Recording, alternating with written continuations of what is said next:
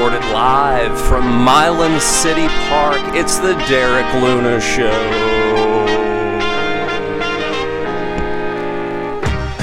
This week, a conversation with Corbin LeMaster.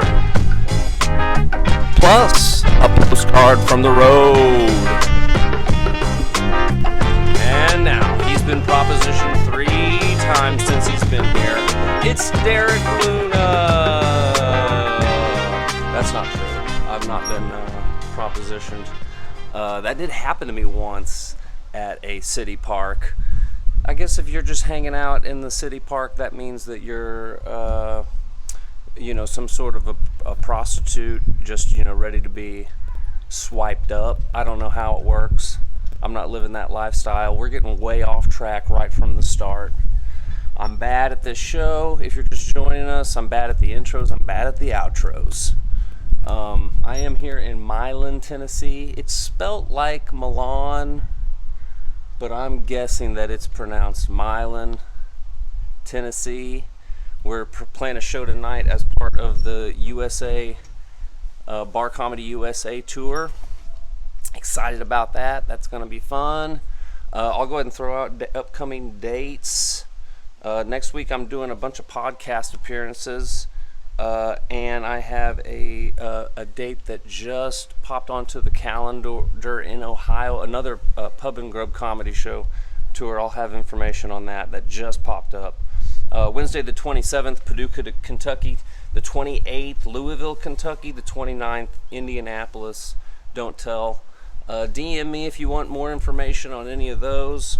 Then we're heading right up the 30th to Sanford, Michigan. That should be fun. And then working our way back down, doing Zany's Nashville on the 2nd and 3rd. Well, definitely the 3rd, hopefully the 2nd.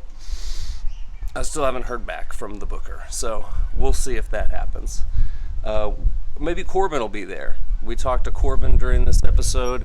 He said he's supposed to be on that show, so we might get a little Corbin LeMaster update from the road.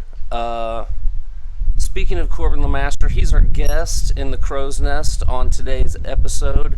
I realize he's been in a bunch of different episodes just kind of on the peripheral, and so I thought it was good to get maybe like a sit down with him and get a little bit more of his background in comedy.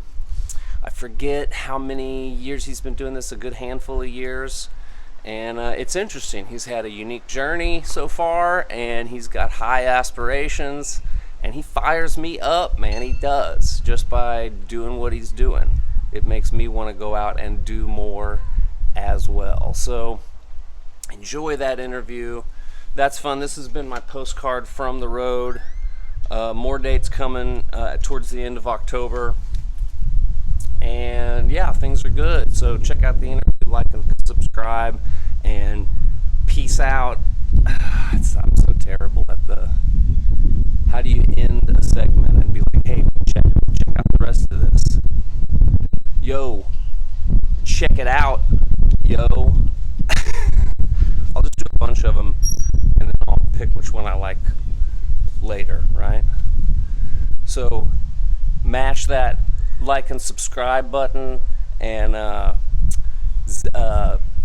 smash it on up, and smash this on down. That's stupid. So go ahead and grab a spoon and eat up this hot segment. grab a knife and a fork.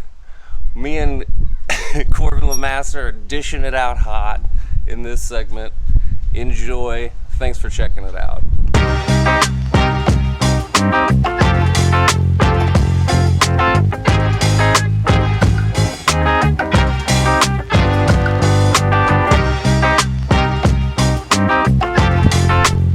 Sound check, check 1. Hey. So you don't hold it as close as I do. Check hold 1. It closer? No, you can hold it wherever you're gonna hold it. I'm gonna hold it wherever I feel like holding it. Okay, then I'm gonna pump your volume up, big dog. By the way, I'm caught up on Righteous Gemstones. Nice. Except for the last 2 episodes. I got 2 episodes to go. I'm a whole season behind on that. Oh, okay. And I've not seen the Segura special or the new Shane Gillis special. I'm behind on all of it. That's an issue. We were talking about top contenders. Both those guys are in my top You were contender looking at my hair. level. Was I? I don't know. I didn't mean to. You Maybe look great, I'm very big dog. self-conscious about my hair. There's a great clip of Gary Shanley and Trump talking to one another. Yeah. Where Shanley keeps going like this the whole time. Does it bother Trump? Trump goes, he's looking at my hair. And Shanley Trump was on the Shanlon show. No, maybe. But no, Oh. Trump, this was when Trump pre-presidency was co-hosting Live with Regis and Kathy Lee. No. Yeah. Dude, he's done so much fun stuff. Dude, Trump, cool guy. I don't know if I'm going that far, but he is in the WWE Hall of Fame, and I think the WWE Hall of Fame is tight. I'm not saying he's a good guy. No. Tupac was a cool guy. And he's definitely done some, erroneous things. Yes. I mean, he didn't try to overthrow a country or anything. No, but, no. Yeah. I like I'm trying to join a militia. Yeah. I might try this bit out tonight. No, just hanging out at like Bass Pro, looking for pamphlets. I feel like we got to restart. This is a rough start. No, it's all good. Welcome to the Derek Luna Show. We're here in the Crow's Nest, pre-recorded live from the Crow's Nest. Is that what a crow sounds like? No, that was a wolf. I thought of this. This was fun because you've been on. My guest today is Corbin LeMaster. It's LeMaster, isn't it? LeMaster. LeMaster? However you want to say it. You keep shying away. I'm going to keep tilting that camera until you're in there, big dog, because I can keep moving. But you've been on the show in like weird ways a whole bunch. Have I? But never like hey, let's sit down and talk. I'm an elusive creature. So I was like, we could do that. Many have tried to catch me. And then talk about being on the road, because you helped me really a ton getting out there. I don't think that's true. It is true. I think I just bitched at you guys enough. Yeah. And one of you was like, man, this guy won't shut the fuck up. Maybe I should start. You're encouraging. It is. Yeah, well, you encourage me for sure. Corbin LeMaster. Let's start. Let me start from the beginning. Whenever I first met you, you were really just poking your head around, I believe. I just started. Starting out. You were the guy who was like, I think I could do this. I was going through a crisis in my life, and which we don't have to get into all that. No, but I wasn't going to. But I was just. It's not the Mark Maron show. Oh God, no! There's zero laughs in that. We'll cry privately on the road together. Yes. No, I had literally like my life went to shit, and I was like, I'm gonna go do comedy, and I think you had just moved back from L.A. And so I was like, I might stop doing comedy. Yeah, I think you were through, but I don't through your own crisis. I was going through my own crisis, moving from L.A. back home to Springfield. And I thought you were the funniest guy. I had some old material that had been working for a while. I was leaning. Yeah. I still lean on some of that shit today, but. Well, but I mean, to me, like, I'd never even been to a comedy club when I showed up here. And, you were like the only guy who felt like you knew what was going on. Well, yeah, and I guess so. The rest of I guess legit, you were the only guy who knew what was going on. Maybe because like everybody kind of starting out. Time. Yeah, around the same time that the club was really and honestly, taking it was like off. Your rebirth of the start of your rebirth. Man, I don't mean to make this about me, but I did try in L.A. a couple of times to just do stand-up, and I was like, surely this will be just as easy as the old act. And it never happened. Oh, my God, it was just weird. Yeah.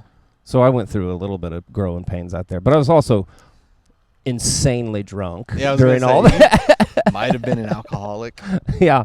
I don't think the alcoholism started when you came back to Springfield. Oh, it accelerated, but I did carry it back with me for sure. Yeah, for sure. You picked up a little taste for it. So you're starting out and then kind of just getting your feet wet in the open mic scene. Yeah, I would for the first. So I started, and for like the first, I started in like the last day of July, and for like till January or February, I would come like once a month at the most. Yeah. Like maybe twice. You're driving from Columbia at this point. No, I was driving from Branson. Oh, okay, yeah. Which is still like 45 minutes. Yeah. But also, like, I was very scared. I didn't know who to talk to. Yeah. Like, I'm a very quiet person in real life. and you know, I don't make friends very easy. So Yeah. I remember one time though, I did build up my courage to come talk to you. Yeah. Yeah. This is before you gave me actually great advice. This is before I stopped drinking. But no. But this was actually great advice, which I didn't think it was great advice at the time. What did I say? Probably something You real said, jerky. I don't know shit. Just keep doing it. I was real down on myself. But it's actually great advice. I still don't think I know much. Because nobody knows what's going on. Yeah. And if you know what's going on today, that doesn't mean you know what's going to be happening tomorrow. No, dude. I just know what's happened. Yeah. That's all. Literally, and that may not give you very much clue about what's going on tomorrow. No, but it is great advice of just that's all comedy is. Just keep going. Yeah. That's true. There's no secret. No, you just have to keep Yeah. doing it. And even if It you is. stop doing it for a minute, I think you get stale and rusty. I mean, 100%. I'll notice. Like- I'll notice like a 5-day period where I don't do a set, where I'm like, oh, Yeah, for oh, sure. okay, all right, For sure. Or you'll get like on a hot streak of shows where you have like a weekend of like whatever, like 8 or 9 shows. Yeah, You know, and then all of a sudden you're like you're rolling. Mm. That's why I love the Yeah. Denver Comedy Lounge, because you get a streak of fucking the shorter yeah. guest spots, like all in a row. Well, that's what this weekend. So you I'm can doing. fine tune some stuff there. This week I'm doing the Secret Group in Houston. Oh, nice. And that's 6 shows, 8, 10, and 12. Nice. And so, but that's the same thing. It's like boom, boom, boom. Yeah. Boom, boom, You want to go down there with a chunk of material to like work on. Yeah, for sure. Yeah. For sure. I got a little bit. That you're like, I know this works, A little but bit we need new. to clean it up and Yeah. polish it in a Little- 6-show little period. spit shine on it. So this is during the time where the club is really taking off, and they're getting. So there's a lot of opportunities for like guest spots and things like Yes, that. and where hosting. You can, and hosting, you can really like build your resume. Mm-hmm. And get a lot of really good experience on the Yeah. same stage with like legends. Like in this we're right outside of it, the old billiards club. I Yes. opened for Gilbert Godfrey. Rest I in opened for peace. Gilbert Godfrey. Dude, it's Yeah. insane. Like the Todd shots you Berry. would get thrown up on stage with legends. Well, when I started, so like for 6 months, I came once a month, twice a month, and then I went to LA and I went to the Comedy Store one night, and I was like, "Holy fuck, I love this!" Yeah. Blah blah blah. I had that whole thing, and then came back out, and I asked Chris. I was like, so on the weekend, because everybody knew if you wanted to go up on the weekends, you came and helped on the weekends. Yeah, help Like, seat help seat people, hold the door. It was take starting to get tickets. to be a lot of people, so Chris needed people to watch the Yeah. door and help run sound for and free. For sure. Yeah. But all he could offer in return was like spots and stuff. Which at the time, awesome deal. I didn't care. I don't care. Now I care a little bit more about the money. Well, sure, we all progress and from where we're at, but I can only work for free for 5 years. But at this time, like that, I mean, Yes. even for me personally, like I had time and experience in LA that I was Mhm. putting on my resume, but a lot of stuff I put it on there from getting to Mhm. work with these guys at this club here. Oh yeah, but I mean that's what it was. Is like I And literally meeting came. people. I met Dusty Slay through working here, and I that's met- been like a really good I met Mark here. relationship. Yeah. Yeah. So You've been opening for so then this kind of happens late. We can fast forward, but you've been like, opening for Mark yeah. Norman quite a bit here recently. well, like yeah, the last year and a half or so. Yeah. But well, I mean that started here though. Like from going to, you just came every weekend and every single show. I've met a ton of people and through literally like through this club. you know Dusty, you know Mhm. this guy, you know that guy. All of a sudden, like a bunch of people who through this club. I Ben met Shane Kronberg. Gills, I opened up for Ben Ben Kronberg. Kronberg. Go work his club all the time. Yeah. So yeah, I mean this the Blue Room's it, and then I met Mark through here. So that was a wild time. And then I kind of sobered up and we became friends because you were going Yeah. on the road, and I won't say jealous for sure.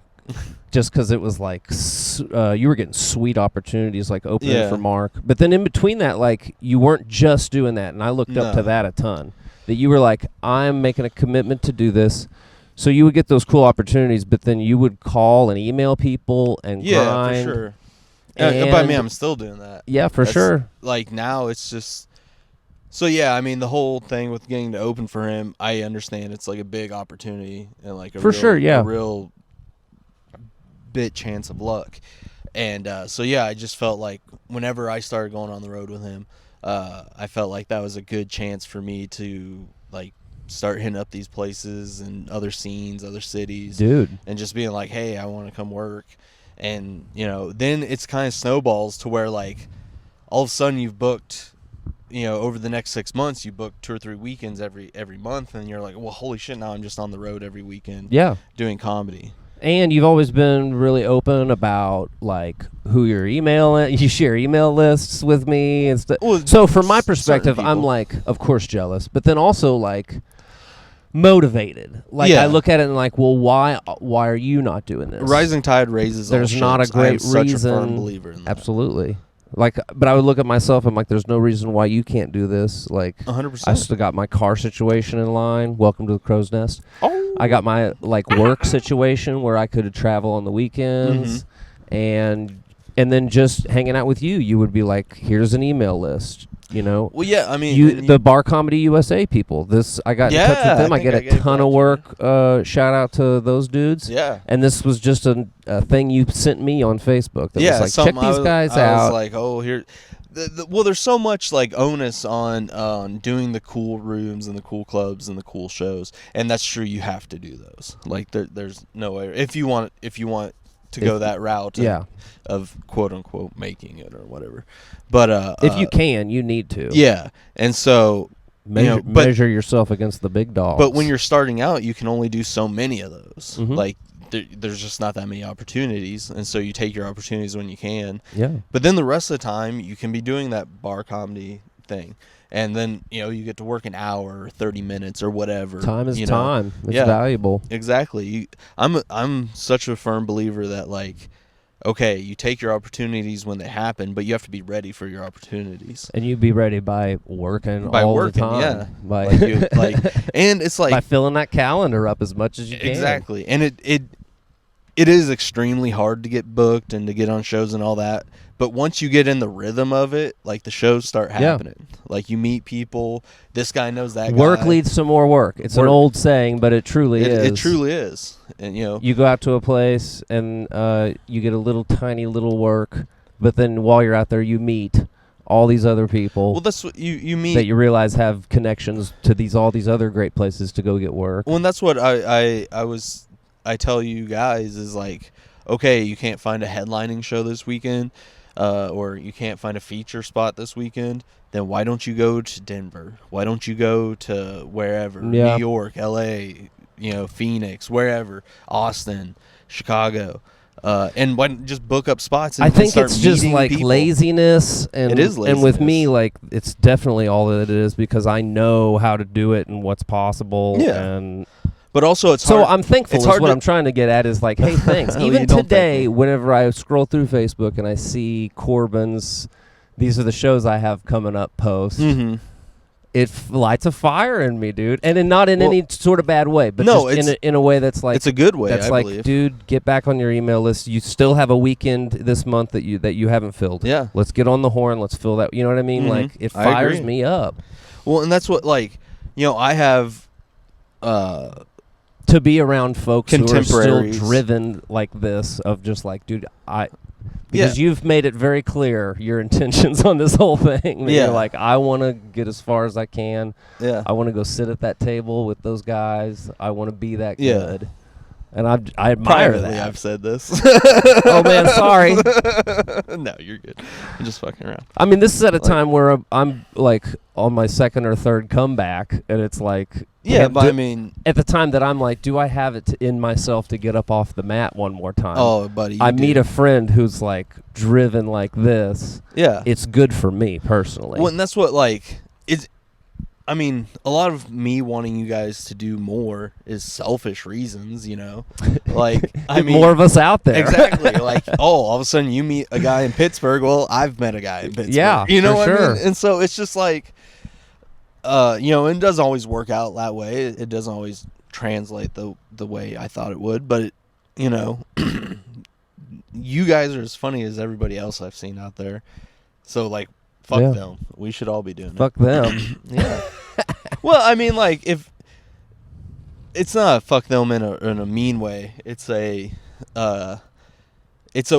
fuck them in the sense of, if that's all the effort you're gonna do, well, fine, I'm gonna come in and just do the effort that's going to be more than what you guys are doing. I'm not closing it out. I got one more thing I want to talk, but this was fucking great because I just have these clips in the show of you just like just doing weird stuff in the background, or like Wisconsin. I'm trying to talk to you, but there's a super drunk guy behind us. Oh yeah, I remember that. And that's like, it's still a nutshell. We'll probably do more digging later, but that's Corbin story from my perspective, at least, is. That's the Corbin story. He started at an open mic and now he helped me. This dude is grinding so hard that it fires me up and motivates me to get it going. To get it going. I mean, yeah, you would. Well, I mean, in between opening for Mark, you would go like hit these like shit can shows and co-headline with me. Yeah, of course, like. But I mean, like, that's a lot of comics would be tempted to be like, "No, I'm not going to do that." But I'm trying to build my own audience. I'm trying to, people like. I know it's hard to like think about it like this, but like you go to a show and you gain 4 followers. Yeah. Then all of a sudden, like, oh hey, I know 4 people in Lincoln, Nebraska. Well, you guys each tell a couple friends to come out to. I'm doing a show. And then all of a sudden, like 15 people are out. Yeah. And then all of a sudden, next time you come, you got 50 people out. And all of a sudden, you can sell out a show in fucking Lincoln, Nebraska in 5 years. And so it just takes time and effort. But you got to be out there doing it. You do, and nobody's just gonna give you something. Yeah. Especially in comedy. I also wanted to talk to you about working and out, because here we are hustling right outside Billiards, getting ready to go. Get that hustle on. Getting ready to go talk to like 15 drunk people. Yeah, the same 15 people. Football season started, so. Oh, dude, it might not be 15. I hope it is. But we'll see. The Chiefs aren't playing tonight. But we're out here working on stuff. Yeah. You're working towards, I guess you probably already have an hour of material, but you're working towards like solid, polished. Like this is like 35. This is a special, as you work towards that. And you're going out with Mark. You've both been out with him towards the end when he's polishing a special, and after he's done one and comes back with nothing. Yeah, that's good. That's very true. So what's that process? Is it the same thing that we're kind of doing here, just building one at a time? 5 minutes at a time? I will tell you, that's going with him. Like, I mean, some people are around me, like my family and stuff. They're so dumb, not dumb, but ignorant is the word. You just don't know the world. I mean, it's a whole world. They're like, it's nice to see you're finally taking it serious. It's like, it's taken me 5 years to get to this. Yeah. It's not, I just didn't wake up one day and decide to get to this. Yeah. And so, like, I understand, like, they don't see that work ethic. What most people don't see about him is his work ethic. So, like how you think I'm always hustling, that guy is nonstop. When I was at Zany's, Nate Bargatze did like a 20-minute thing, and when he came off, I was amazed. He sat in the green room for 15 minutes with a notepad. Yeah. And then some other guy came in and they talked for a minute and they wrote more notes. I was like, that's wild. Well, that's what Mark will do. Like, he doesn't do it that way. So what, like, we'll have the show or whatever. And if I think of somebody like, oh, that, Helen Keller bit, maybe say this. And it's like, oh, okay. And then the next, he has you get 15 people to view this. So I can tell you this joke. Yeah. He has a joke. No one will care. He has a joke about, he's like, I experienced a crazy thing. I was out with a girl. I walked up to her. I was talking to her, and he's like, or no. I was like, oh, I helped this woman pick up her groceries off the sidewalk. It was this young black woman. I'm standing there picking up her groceries. I'm talking to this woman. We're kind of hitting it off. And this guy drives by. He goes, N-word lover. Right? And it's crazy. I was like, wow, man, you're using the L word already? I just met this lady. Yeah. But anyways, I was like, why don't you try using, like, not saying N-word. Yeah. But saying, like, N-lover. And, like, so that show, he's like, okay, I'll try it. And then he tries it. Rolls off the tongue a little better. Well, I just don't like to use... N-word. I don't like to use a word that's in the punchline in the setup. Oh, yeah, that's smart. Yeah, I don't ever... I mean, obviously, sometimes you have to. And I think that joke, like, we decided it works the same way. Yeah. But, this is a lot of what we do with it's committee, basically where the same thing. the Like, chief justices will be like, try this, try that. And honestly, Carter's always got a great pun to throw at the end. 95% of them, you're like, Uh-huh. You know what I mean? Like, but every so often you get that, like, that's something. And it might not even be something you use, but it takes your mind into a different way. Yeah, makes you start looking at it from a different angle. And so, like, we'll, between shows or before the show, after show, we'll be bouncing bits and stuff like that. And so, but he is a literal, like, grinder. Like, he writes all day. He'll bring new stuff to every show. Notoriously has the big thick thing, and that's, I mean, that's real. real. He's Napkins fucking sitting there, like, going through it and all this stuff. And and that's how he works. And even when he is so, I went on the road with him the last time with his new hour in April, I think, in Toledo, Ohio. Yeah. And that was when he like knew every bit of it. Boom, boom, boom, boom, boom. And it was so, he was so on autopilot with it. Yeah. Which is crazy to see an hour of banger stuff, just not even thinking about it, you know? And even then, he was under the gun of like, okay, I got this hour coming out, so I have to start writing new. And when we did last month, Galois here, he had like 25 minutes is what he said, I think. And, you know, he's like, does a lot of short jokes, you know, a lot of punchlines. Yeah, and, right. and you burn through those fast. And so, yeah, it takes a minute. And he works fast. It takes a minute. Yeah. And that's why. What does he do for the rest of the time? Well, you know, you throw in an old joke, you riff on this, you riff on that. You know, it's not like it's silent. You know, he's a pro.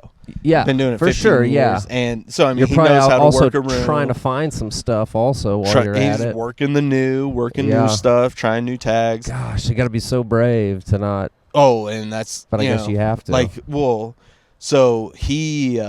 And then you probably have some people there who just saw the special who are like, man, I hope I see him do that joke. Like, I can't believe people think that. Probably. They do, though. But, like, so I saw him a month apart from writing new. So his special came out, like, Tuesday in July, and I was with him that Saturday. Yeah. And he was doing all new in Des Moines. And so at that point, he told me he had 20, he had 15. But right, I mean? Yeah. Like, but you know, he's like, "Do you guys new?" I say 5. I have to. We all do that. Yeah. You shave a little off. Yeah, you understand. But yeah. So I saw him in Des Moines, and he had like 15 new. But you know, he's working it, and he fucking riffs for 5 minutes on the town. Does this, does that. And he does his Q&A where he riffs on news, and then you know. I see him a month later, and that 15 is like boom, boom, boom, boom. It's like probably it's got new tags. Probably tightened to a 10. It's tightened down.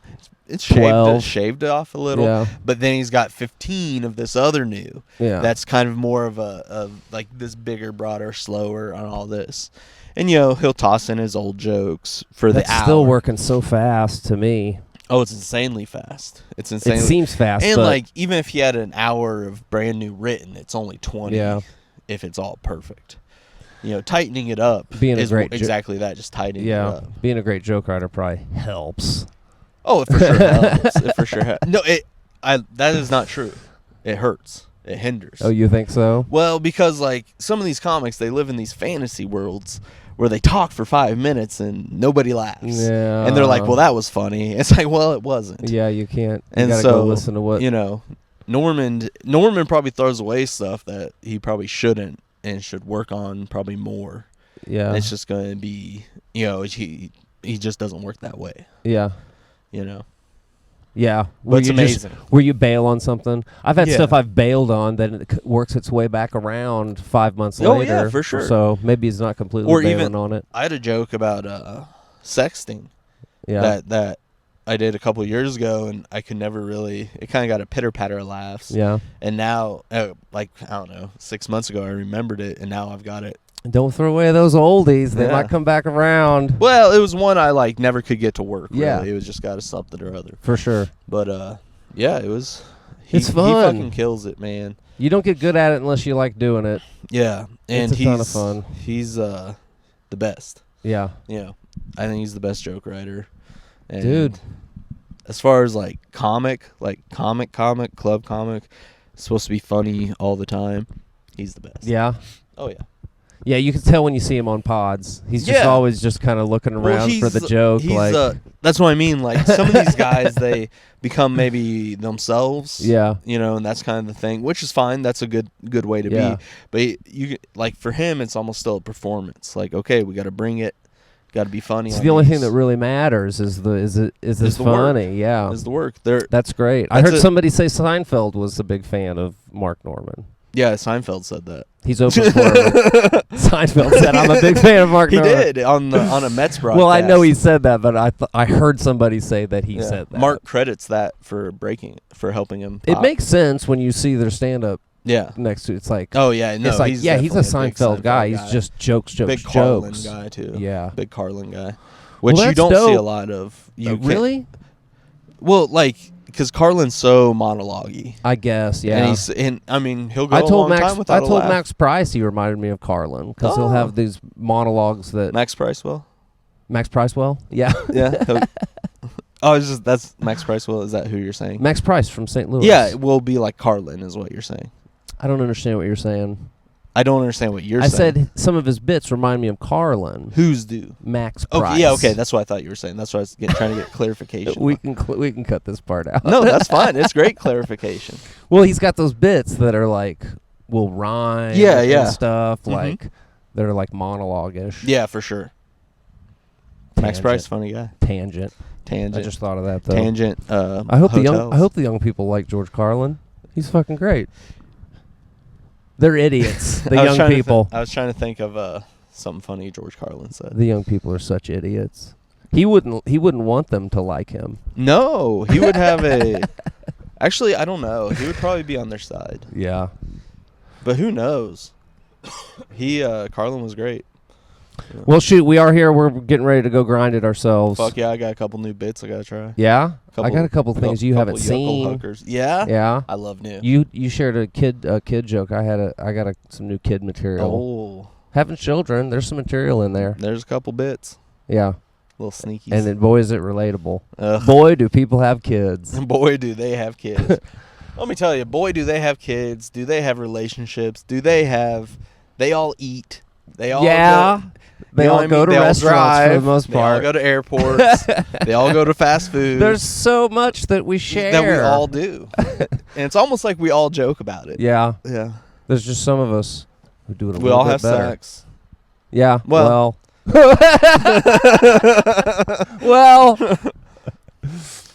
Sex or lack thereof. Before we started this, I think we both got calls from our ladies. Yeah, kind of griping at us. Yeah, we'll be home soon. We got some jokes to work on. Thanks for sitting with me in the crow's nest. I loved it in the crow's nest. When are we gonna get back on the road together again? October 2nd. Yeah, Zanies, I think we're gonna be at Zanies at the same time. Roll them dice. Hell yeah, brother! And you're doing the Dusty show after. Yeah, the next day is night. Dusty Slay's grand old show. Party, dude, you never know who's going to drop by on either one of those. No, days. I mean, last time I did new material, James Austin Johnson stopped in SNL from SNL. Alum. Is he still on SNL? He's currently on SNL. Well, you can be alumni too. I thought it was alum after he left already. He leaves the building. They're on strike.